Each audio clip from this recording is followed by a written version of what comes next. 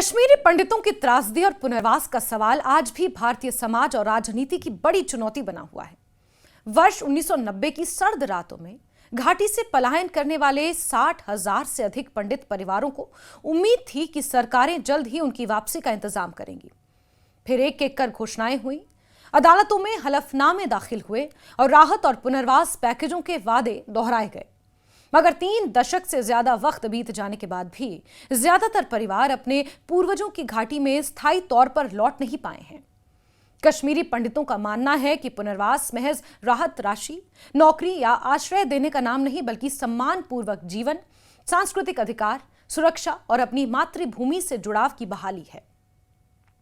हाल ही में कराए गए एक सांस्कृतिक सर्वे में 62% विस्थापित पंडितों ने कहा कि वो कश्मीर लौटना चाहते हैं, मगर सबसे ज्यादा चिंता सुरक्षा की है। यही वजह है कि लगभग 43% लोग सरकार द्वारा सुविधायुक्त सुरक्षित बस्तियों में रहने के पक्षधर हैं।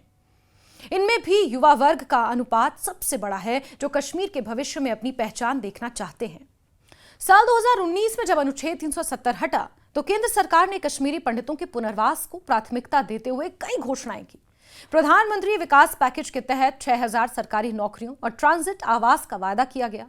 2024 के सरकारी आंकड़ों के मुताबिक अब तक 5,724 कश्मीरी प्रवासियों को इन नौकरियों में नियुक्त किया जा चुका है।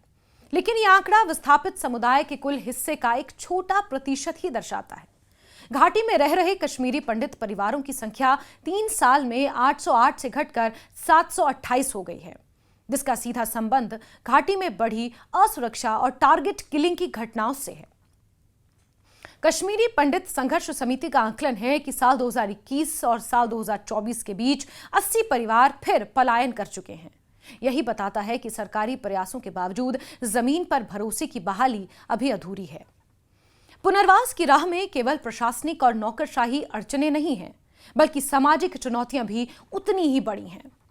कई पंडित नेताओं ने बार बार ये बात उठाई कि सरकार सिर्फ योजनाओं तक ही सीमित है।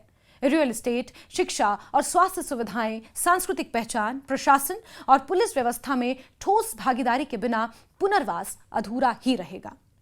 आज भी करीब 32% विस्थापितों के पास कश्मीर में कोई संपत्ति नहीं बची है, जबकि जिनके पास जमीन या घर हैं, उनमें से 3/4 उनकी संपत्ति का ना तो कोई इस्तेमाल कर पा रहे हैं, ना ही किराए पर दे पा रहे हैं। एक बड़ा वर्ग, खासकर युवा, निजी क्षेत्र या स्वरोजगार में है, लेकिन सरकारी नौकरी की आस टूटी नहीं है। विस्थापन ने कश्मीरी पंडित समाज की शिक्षा, आर्थिक और पारिवारिक संरचना पर भी गहरा असर डाला है।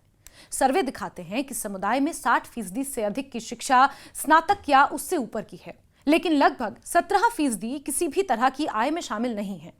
राहत पैकेजों पर कई बार विवाद हुआ कि भुगतान समय पर नहीं हो रहा है या लाभार्थियों का दायरा सीमित है। 2025 में दिल्ली सरकार ने राहत भत्ता पाने वालों के लिए आय सीमा हटा दी, जिससे 20,000 से अधिक पंजीकृत परिवारों को राहत मिली और पुरानी बकाया राशि जारी करने के आदेश हुए। यह फैसला स्वागत योग्य था, मगर देश के बाकी हिस्सों में रहने वाले विस्थापित पंडितों की चुनौतियां जस की तस हैं। कश्मीरी पंडितों के सामाजिक सांस्कृतिक पुनरुत्थान की रफ्तार धीमी है।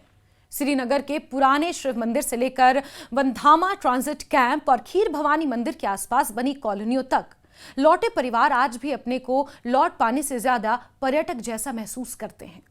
हथियारबंद सुरक्षा बल, सायरन, कैंपों की बंदिशें, सुरक्षा घेरे, जिन्हें देखकर यह एहसास होता है कि घर वापसी अभी पूरी नहीं हो सकी है। मंदिर का सिर्फ धार्मिक महत्व नहीं, वहां यह समुदाय अपने अस्तित्व की नब्ज ढूंढता है। एक बुजुर्ग कहते हैं, हमारे लिए तो सोचने का भी डर है कि आखिर कब फिर से पूरी तरह अपने गांव घर में सांस ले सकेंगे। और जब अपने ही घर की बात आती है तो सिर्फ भूगोल नहीं, बल्कि आत्मा की गहराई तक लौटना होता है। पंडितों की वापसी में सबसे बड़ा डर उन लोगों के मन में है जिन्होंने इनकी संपत्ति पर अवैध कब्जा किया या कट्टरपंथी मानसिकता रखते हैं कि कहीं ये मुस्लिम बाहुल पहचान ना बदल जाए। यही कारण है कि आम मुस्लिम समाज के तमाम लोगों की भावनाओं के बावजूद छोटे वर्ग का डर और विरोध आज भी खुलकर देखने को मिल जाता है।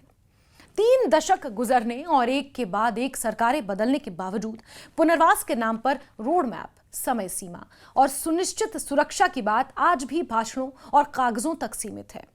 हालात का अंदाजा इसी से लगाया जा सकता है कि हाल ही में कश्मीरी पंडित संगठनों ने गृह मंत्री से अपील की कि अगले 60 दिनों में वापसी का रोडमैप तैयार हो, क्योंकि 3 दशक से उनकी पीड़ा को केवल मानवता के नाम पर राजनीति बना दिया गया है। संसद में अब पुनर्वास से जुड़े विधेयक पर गंभीर विमर्श शुरू हो चुका है। राष्ट्रपति ने ऐसे विधेयक पर सहमति जताई है, पर अमल के लिहाज से जमीन पर फर्क अभी भी कम दिखाई देता है।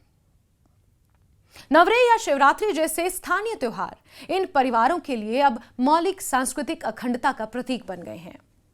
वो कश्मीरियत को नारा नहीं, जिंदाबाद अनुभव करना चाहते हैं। धड़कती उम्मीदों के साथ ये समाज आज भी पूरे देश से यही पूछ रहा है कि क्या कभी अपने ही घर में सैलानी कहलाना बंद कर पाएंगे?